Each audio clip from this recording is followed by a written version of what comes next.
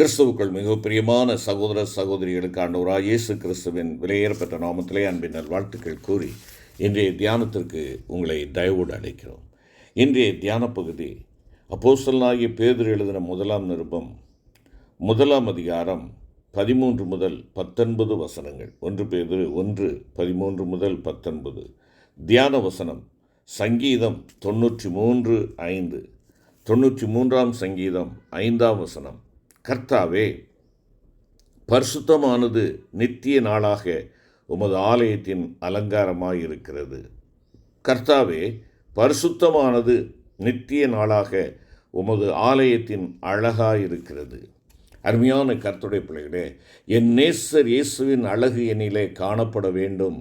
அதற்காக இந்த உலகத்திலே நான் வைக்கப்பட்டிருக்கிறேன் என்பதை நாம் தியானித்து வருகிறோம். கடந்த நாளிலே இயேசுவின் அழகு, என் நேசர் இயேசுவின் அழகு என்னிலே எவ்விதமாய் வெளிப்பட வேண்டும் என்று சொல்லி நாம் பார்த்தோம். தேவ பயத்தோடு காணப்பட வேண்டும். இயேசுவின் அழகு என்று சொல்கின்ற பொழுது தேவ பயம். என்னிலே என் ஆண்டவருடைய அழகு மின்ன வேண்டும் என்றால் தேவனுக்கு பயப்படுகின்ற பயம் எனக்கு இருக்க வேண்டும் என்பதை தியானித்தோம். இன்று தொடர்ந்து நாம் பார்க்கிற ஒரு காரியம் பரிசுத்தம். பரிசுத்தம் என்பது தேவனுடைய அழகு, தேவன் விரும்புகிற அழகு.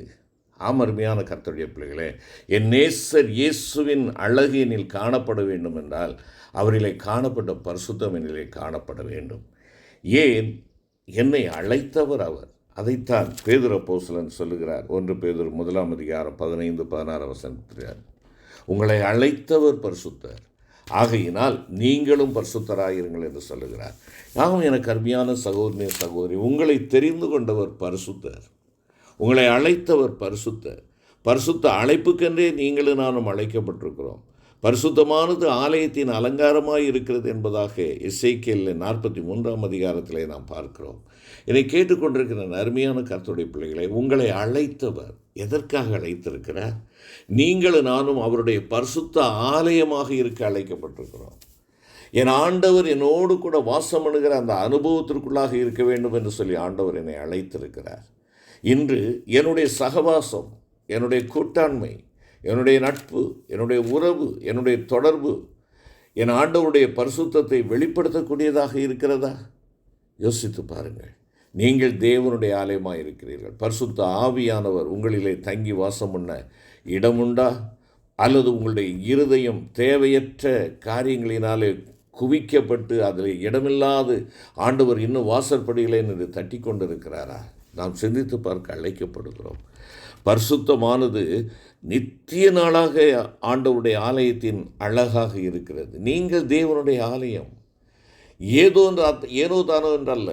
நீங்கள் தேவனுடைய ஆலயமாக இருக்கிறீர்கள். ஆலயத்தை எவ்வளவு அலங்காரம் செய்கிறோமோ அதை போல என்னை வெளிப்படையான அலங்காரம் செய்வதற்கல்ல, என்னுடைய உள்ளான வாழ்க்கையிலே தேவன் விரும்புகிற பரிசுத்தம் என்னிலே காணப்படுகிறதா? நீங்களும் நானும் அபிஷேகம் பெற்றிருக்கிற, பரிசுத்த ஆவியானவருடைய அபிஷேகம் பெற்றிருக்கிற நாம் தேவனுடைய ஆலயமாய் இருக்கிறோம் என்பதை மறந்தவர்களாக அநேக நேரங்களிலே துன்மார்க்கமாயும் உலகத்தாரை விட மோசமான காரியங்களை செய்கிறவர்களாயும் அநியாயம், அட்டூழியம், லஞ்சம், லாவண்யம், தூய்மையற்ற ஜீவியம், மனம் போன்ற ஒரு வாழ்வு, இவைகளை நாம் கொண்டிருக்கிறவர்களாக இருப்போம் என்றால் எவ்விதமாக ஆண்டவராய் இயேசு கிறிஸ்துவின் பிள்ளைகள் என்பதை, இயேசு கிறிஸ்துவின் அழகை இந்த உலகத்திலே நாம் வெளிப்படுத்த முடியும்? அவருடைய அழகாகிய பரிசுத்தத்தை நீங்களும் நான் வெளிப்படுத்த வேண்டும் என்றல்லவா ஆண்டவர் நம்மை அழைத்திருக்கிறார். சங்கீதம் 29:2 நாம் பார்க்கின்ற பொழுது ஆண்டவருடைய வார்த்தை சொல்லுகிறது, பரிசுத்த அலங்காரத்துடனே கர்த்தரை தொழுது கொள்ளுங்கள். பரிசுத்த அலங்காரத்துடனே கர்த்தரை தொழுது கொள்ளுங்கள் என்பதாக குறிப்பிடுகிறார். என்னை கேட்டுக்கொண்டிருக்கிற அருமையான சகோதரா சகோதரி, பரிசுத்த அலங்காரத்தோடு தேவனை தொழுது கொள்ள வேண்டும். கர்த்தரை தொழுது கொள்வதற்கு அலங்காரம் தேவை. இல்லை என்றால் அழகூட்டுவது அவசியம். அலங்கரிக்க வேண்டியது, அழகுபடுத்த வேண்டியது அவசியம். அது உலக பிரகாரமான அலங்காரம் அல்ல, ஆவிக்குரிய அலங்காரம் தேவை. இந்த ஆவிக்குரிய அலங்காரம் எவைகளினாலே அலங்கரிக்கப்பட வேண்டும்? எவைகளினாலே அந்த அலங்காரம் அல்லது அழகு என்கின்றதான அந்த ஆபரணம் எவைகளினாலே அவைகள் பூட்டப்பட வேண்டும், இணைக்கப்பட வேண்டும்? இங்கே பார்ப்போம் என்றால் நற்குணங்கள், நற்செயல்கள், தாழ்மை, விசுவாசம் போன்ற மேலான நற்காரியங்களினாலே அலங்கரிக்கப்பட்டு ஆவியோடும் உண்மையோடும் நீங்களும் நானும் கர்த்தரை தொழுது கொள்ள வேண்டும். ஆம், இந்த சுபாவங்கள் என்னிடத்தில் இருக்கிறதா? நான் எவைகளினாலே என்னை அலங்கரிக்கிறேன்? நற்பண்புகளினாலே, நற்குணங்களினாலே என்னை நான் தேவனுக்கு பிரீதியாக நான் அலங்கரித்து கொண்டிருக்கிறேனா? தாழ்மை, விசுவாசம் என்னிடத்திலே காணப்படுகிறதா? அன்பான கர்த்தருடைய பிள்ளையே, சற்று நாம் யோசித்து பார்ப்போம். நீங்களும் நானும் எப்படி இருக்கிறோம்? என் ஆண்டவர் விரும்புகிற அலங்காரம் என்னிடத்தில் இருக்கிறதா? அந்த அழகு இருக்கிறதா? என் தேவனுடைய ஆலயம் நான் மறந்து போகக்கூடாது. இந்த ஆலயத்தினுடைய பிரமாணத்தை குறித்து எசேக்கியேல் குறிப்பிடுகின்ற பொழுது பாருங்கள், 43ஆம் அதிகாரம் 12வது வசனம், ஆலயத்தினுடைய பிரமாணமாவது என்னவென்றால், மலையுச்சியின் மேல் சுற்றிலும் அதன் எல்லையெங்கும் மிகவும் பரிசுத்தமாயிருக்கும். இதுவே ஆலயத்தினுடைய பிரமாணம். ஆலயமாய் அழைக்கப்பட்டிருக்கிற தேவனுடைய பிள்ளையே, தேவனுடைய மகிமை உன்னை கடந்து போவதற்கு முன்பாக நீ தேவனுடைய ஆலயமாய் இருக்கிறாயா என்பதை சிந்தித்து பார்க்க நீ நானும் அழைக்கப்படுகிறோம். இங்கே தேவனுடைய ஆலயத்தின் அடிப்படையான பிரமாணம் பரிசுத்தம் என்பதாகும். எல்லா பாவங்களிலிருந்தும் தீங்கிலிருந்தும் விலகினால்தான் பரிசுத்தம் உண்டாகும். ஆம், உளையான சேற்றிலே இருந்தேன், ஆண்டவர் என்னை தூக்கி எடுத்து கன்மலையின் மேல் நிறுத்தினார். மலையின் மேல் அங்கே நிறுத்தப்பட்ட ஒரு ஆலயம் என்பதை நீ மறந்து போகாது. ஆம், அதைத்தான் இங்கே நாம் பார்க்கிறோம். ஆலயத்தினுடைய பிரமாணம் மலையுச்சியின் மேல் சுற்றிலும் அதில் எல்லையங்களில் மிக பரிசுத்தமாக இருக்கும். நீ பரிசுத்தத்திற்கென்று அழைக்கப்பட்டிருக்கிறாய். நீ உளையான சேற்றில் இருந்தாய், உன்னை ஆண்டவர் விடுவித்து கன்மலையின் மேல் நிறுத்தி இருக்கிறார். நீ மலையின் மேல் நிறுத்தப்பட்டிருக்கிறாய்.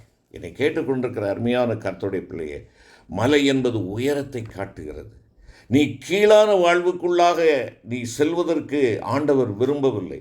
உன்னுடைய கீழான வாழ்விலிருந்து உன்னை மேலான வாழ்வுக்கு என்று தெரிந்தெடுத்திருக்கிறார். கீழான வாழ்வு வேண்டாம், மேலான வாழ்வு வேண்டும். ஆகையினாலே தான் ஆலயம் கட்டப்படுவதற்கு சாலமோன் பெரிய பெரிய கற்களை வெட்டி எடுத்தான். கீழே கற்களாக இருந்தவைகள், பூமியோடு பூமியாய் இணைக்கப்பட்டிருந்தவைகள், இந்த உலக பந்தத்தோடு ஒட்டப்பட்டிருந்த கற்கள் இன்று வெட்டப்படுகின்றன ஆலயமாக்கப்படுவதற்காக. தேவனுடைய ஆலயமாக அவைகள் உருப்பெறுவதற்காக விலையேற பெற்ற கற்களாக வெட்டப்பட்டு பெரிய கற்களாலே தேவனுடைய ஆலயத்திற்கு அஸ்திவாரம் போடப்பட்டான். வெட்டி எடுக்கப்பட்ட கற்கள், பிரித்தெடுக்கப்பட்ட ஒரு கற்கள். நீ உலகத்தோடு ஒட்டப்பட்டிருப்பாய் என்றால், உலகத்தின் ஆசாபாசங்களோடு இணைக்கப்பட்டவனாக நீ உன்னுடைய வாழ்வை அமைத்து கொண்டிருப்பாய் என்றால், இந்த நாளிலே சீர்படு. ஆண்டவரே, நீர் என்னை பிரித்தெடும் சுவாமி, என்னை வெட்டியடும், இந்த உலக பந்தங்கள் பாசங்களில் இருந்து என்னை எடுத்து உமக்கு சொந்தமாக விலையேற பெற்ற கல்லாக நீர் என்னை மாற்றும் என்று சொல். அப்பொழுதுதான் நீயும் நானும் ஆண்டவருடைய ஆலயமாக, ஆலயத்தின் கற்களாக நீயும் நானும் காணப்பட முடியும்.